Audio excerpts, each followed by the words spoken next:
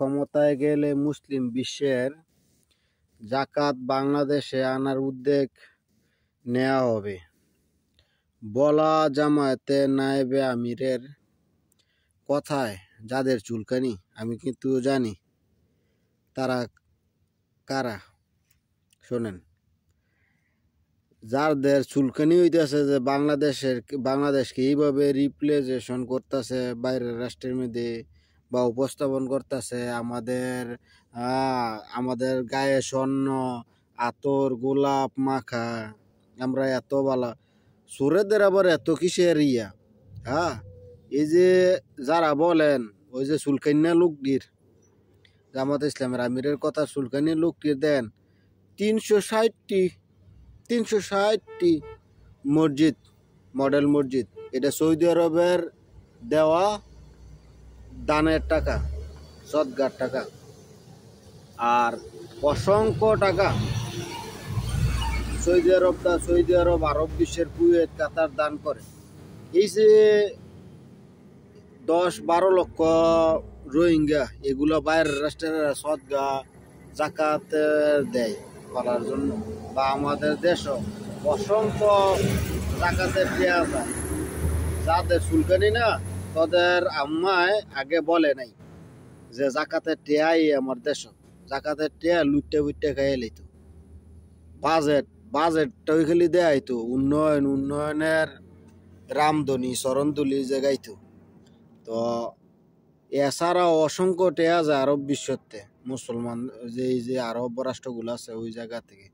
তো আমরা আমাদের দেশ গরিব রাষ্ট্র, তোর আম্মায় বড় লোক উন্নয়ন করতে করতে এখন একদিন কাম না করলে চুলকান্যার ভূতেরা গড় ফাতিলে বইব না চুলার মেধে।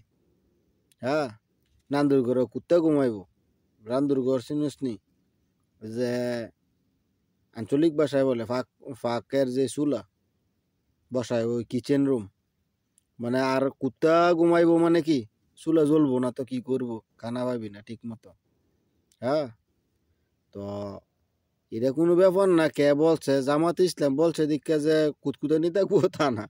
তো এটা বিএনপিও বলতে পারে, বিএনপি ক্ষমতায় গেলে বিএনপি আনবো, জামাত ইসলাম গেলে আনবো, আমাদের দেশ উন্নয়ন ওর প্রয়োজন। বাস জাকাতের টেয়া জাকাতের খাতে লাগাইব।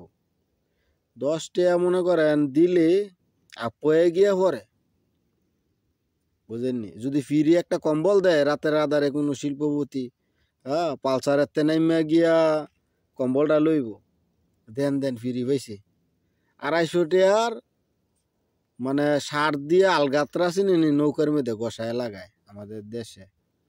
তো 250 টেয়ার শার্ট নষ্ট করে ফিরি আলগাত্রা নিব, আর এই লোকে জাকাতের টেয়া বাংলাদেশে আসলে তাদের অসম্মান হইব।